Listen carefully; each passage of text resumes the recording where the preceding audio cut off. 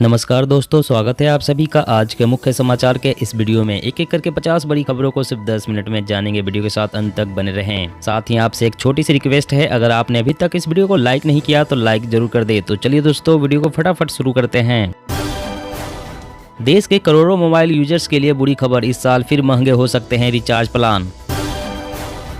खरीफ season में DAP और urea की नहीं होगी कमी, अभी से तैयारी में जुट गई है मोदी सरकार।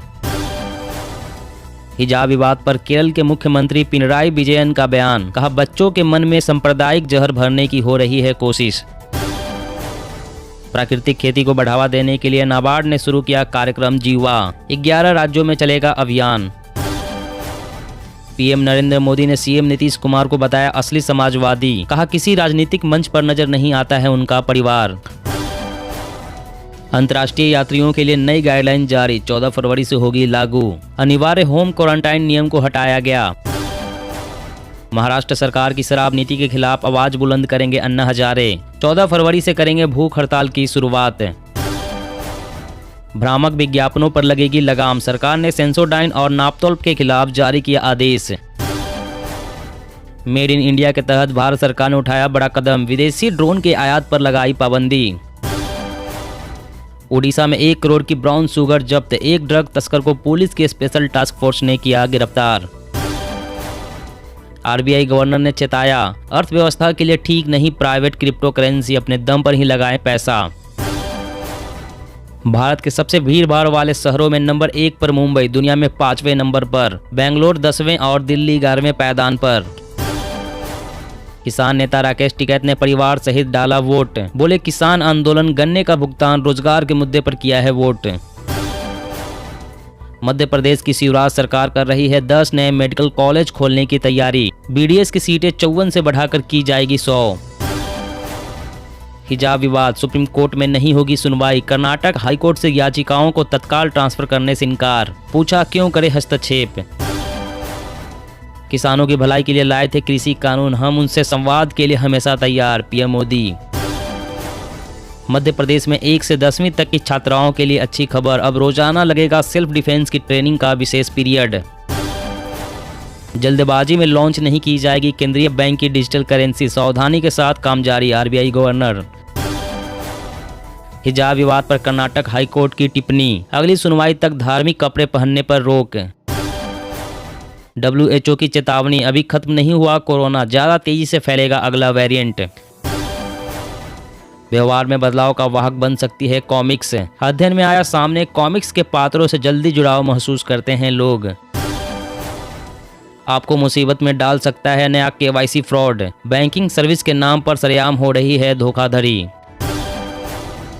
कोविड ने बच्चों पर डाला ऐसा बुरा असर, न ठीक से पढ़ पा रहे हैं और न ही कैलकुलेशन कर पा रहे हैं बच्चे।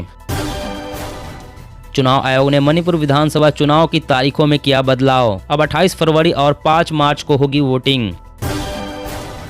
चीन की जीरो कोविड पॉलिसी दुनिया के लिए बनी मुसीबत, ड्रैगन के नियम से ग्लोबल सप्लाई चेन प्रभावित, वैश्विक महंगाई में भी हुआ इजाफा।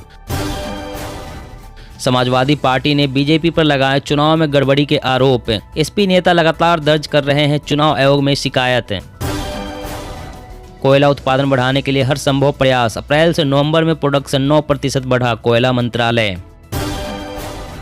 भारत में 9वीं कोविड वैक्सीन की मंजूरी के बाद बिक्री और अनावश्यक स्टॉक को बढ़ावा मिलेगा।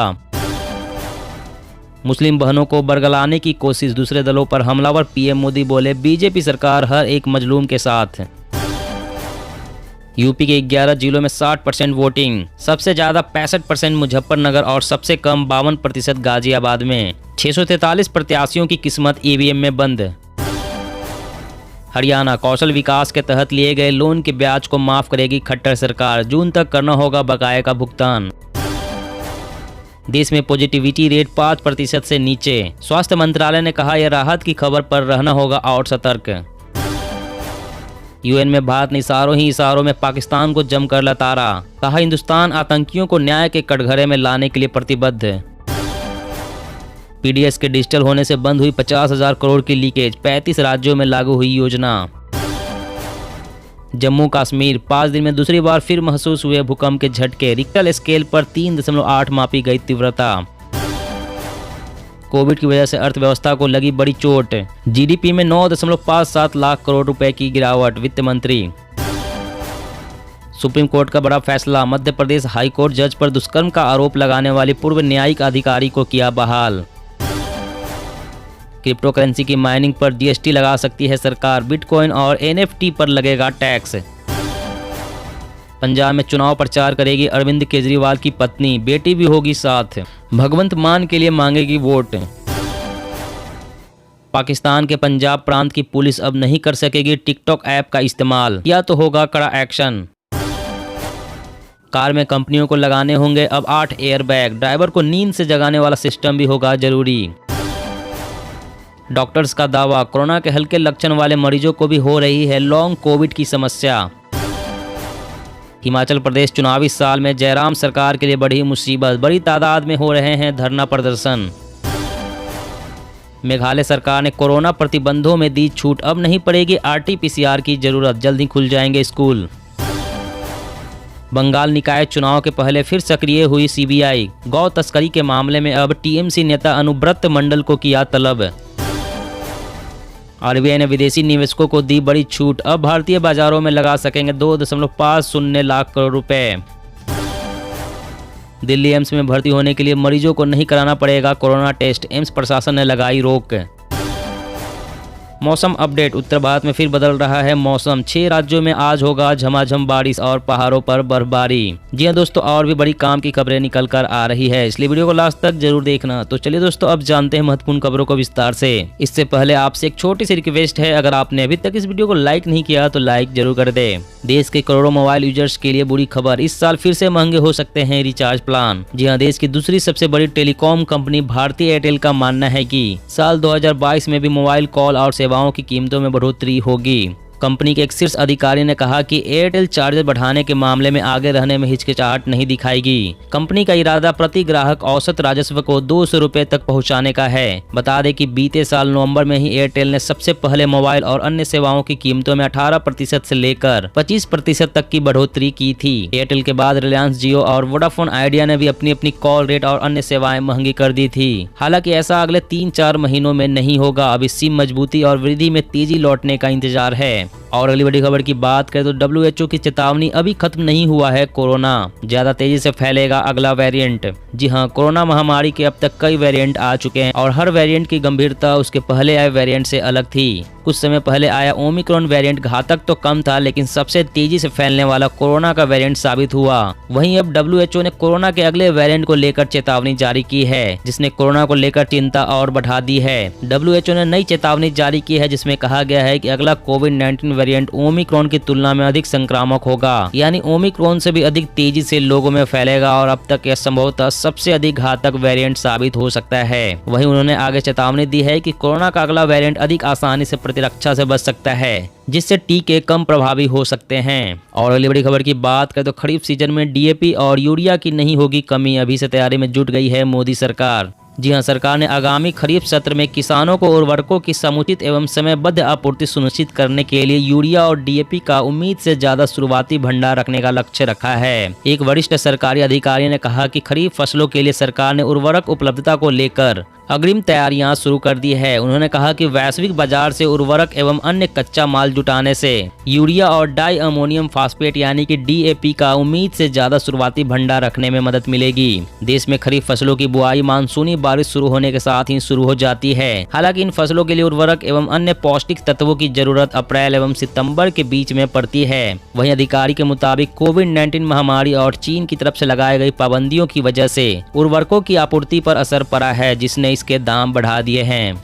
और अगली बड़ी खबर की बात करें तो मेड इन इंडिया के तहत भारत सरकार ने उठाया बड़ा कदम, विदेशी ड्रोन के आयात पर लगाई पाबंदी। जी हां, केंद्र सरकार ने कुछ अपवादों के साथ ड्रोन के आयात पर पाबंदी लगा दी है। देश में ड्रोन के विनिर्माण को बढ़ावा देने के प्रयास के तहत यह कदम उठाया गया है। अनुसंधान एवं विकास, रक्षा और सुरक्षा के मकसद से ड्रोन के आयात की अनुमति होगी, लेकिन इसके लिए भी उपयुक्त मंजूरी की जरूरत होगी। नगर विमानन मंत्रालय ने एक विज्ञप्ति में कहा कि हालांकि ड्रोन के कल पुर्जों के आयात के लिए किसी प्रकार की मंजूरी की जरूरत नहीं होगी। वाणिज्य एवं उद्योग मंत्रालय के तहत आने वाले विदेश व्यापार महानिदेशालय ने विदेशों में बने ड्रोन के आयात पर पाबंदी को लेकर अधिसूचना जारी की है। नगर विमानन मंत्रालय ने पिछले साल अगस्त में में देश में ड्रोन विनिर्माण को बढ़ावा देने के लिए उदार नियम जारी किए थे। और अगली बड़ी खबर की बात करें तो कोविड ने बच्चों पर डाला ऐसा बुरा असर, न ठीक से पढ़ पा रहे हैं और न ही कैलकुलेशन कर पा रहे हैं बच्चे। जी हाँ, कोरोना महामारी ने दुनिया भर के देशों को प्रभावित किया है। इसे न केवल बड़े बुजुर्ग प्रभावित हुए हैं बल्कि इस महामारी ने बच्चों पर भी बहुत बुरा असर डाला है। एक नए सर्वेक्षण में सामने आया है कि कोविड महामारी के कारण बच्चों के पढ़ने और कैलकुलेशन करने की क्षमता बुरी तरह से प्रभावित हुई है। पश्चिम बंगाल के कई जिलों में किए गए एक नए सर्वेक्षण के अनुसार कोविड-19 महामारी के प्रभाव के कारण राज्य में बच्चों की पढ़ने और गणना करने की क्षमता में काफी कमी आई है। यह सर्वेक्षण प्रथम एजुकेशन फाउंडेशन और लीवर फाउंडेशन की ओर से किया गया है। दोनों संगठनों के संयुक्त प्रयास से तैयार इस सर्वे को annual status of education report कहा गया है। और अगली बड़ी खबर की बात करें तो आपको मुसीबत में डाल सकता है यह नया केवाईसी फ्रॉड। बैंकिंग सर्विस के नाम पर सरेआम हो रही है धोखाधड़ी। जी हाँ, आजकल सबसे अधिक फ्रॉड केवाईसी के नाम पर हो रहा है। तमाम बैंक अपने ग्राहकों को इससे आगाह कर रहे हैं और फोन पर जानकारी नहीं देने की अपील कर रहे हैं, लेकिन ग्राहक पहले से ज्यादा फ्रॉड के शिकार हो रहे हैं। इसकी वजह यह है कि धोखेबाज हर दिन फ्रॉड का तरीका बदल रहे हैं और लोगों को झांसे में ले रहे हैं। आपको इस बदलाव के बारे में जानना चाहिए और किसी भी फ्रॉड का शिकार होने से बचना चाहिए। अभी हाल ही में फ्रॉड का एक नया तरीका सामने आया है। यह फ्रॉड व्हाट्सएप मैसेज के जरिए किया जा रहा है। फ्रॉड करने वाले यानी कि धोखेबाज ग्राहकों को मैसेज भेजते हैं जिसमें लिखा होता है कि फला नंबर पर केवाईसी को अपलोड कर दे। अगर केवाईसी नहीं कराते हैं तो आपका मोबाइल नंबर बंद हो जाएगा। इस बात से परेशान होकर कोई मोबाइल यूजर मैसेज वाले नंबर पर कॉल करता है। कॉल करने पर फ्रॉडस्टर यूजर के मोबाइल में टीम व्यूअर ऐप डाउनलोड करने के लिए कहता है। टीम व्यूअर डाउनलोड करने के साथ ही आपके मोबाइल का पूरा एक्सेस उस धोखेबाज के नियंत्रण में चला जाता है। और अगली बड़ी खबर की बात करें तो कौशल विकास के तहत लिए गए लोन के ब्याज को माफ करेगी खट्टर सरकार। जून तक करना होगा बकाये का भुगतान। जी, हरियाणा सरकार ने कौशल विकास के तहत लिए गए लोन के ब्याज को माफ करने का फैसला लिया है। ब्याज उन्हीं लाभार्थियों का माफ होगा जो जून महीने तक बकाया राशि का भुगतान कर देंगे। हरियाणा सरकार जून तक बकाया का भुगतान करने वालों को ब्याज में छूट देगी। जिला प्रशासन की ओर से घोषणा की गई है कि राज्य सरकार ने महिला विकास निगम लिमिटेड को दिए गए ऋण के ब्याज को माफ करने का फैसला किया है, जिनका भुगतान एक मुश्त निपटाना है। हालांकि यह छूट उन्हीं लोगों को मिलेगा जिन्होंने लिए गए ऋण के मूल राशि का भुगतान इस साल जून तक कर दिया है। दोस्तों, आज की खबरों में बस इतना ही। इसी तरह रोज काम की खबरें जानने के लिए आप हमेशा हमारे साथ जुड़े रहें। हमारे साथ जुड़ने के लिए वीडियो के नीचे दिए गए इस लाल रंग के सब्सक्राइब बटन को दबा लें और साथ ही इस घंटी को भी दबाएं ताकि आपको हर खबर की सटीक जानकारी मिल सके। जय हिंद।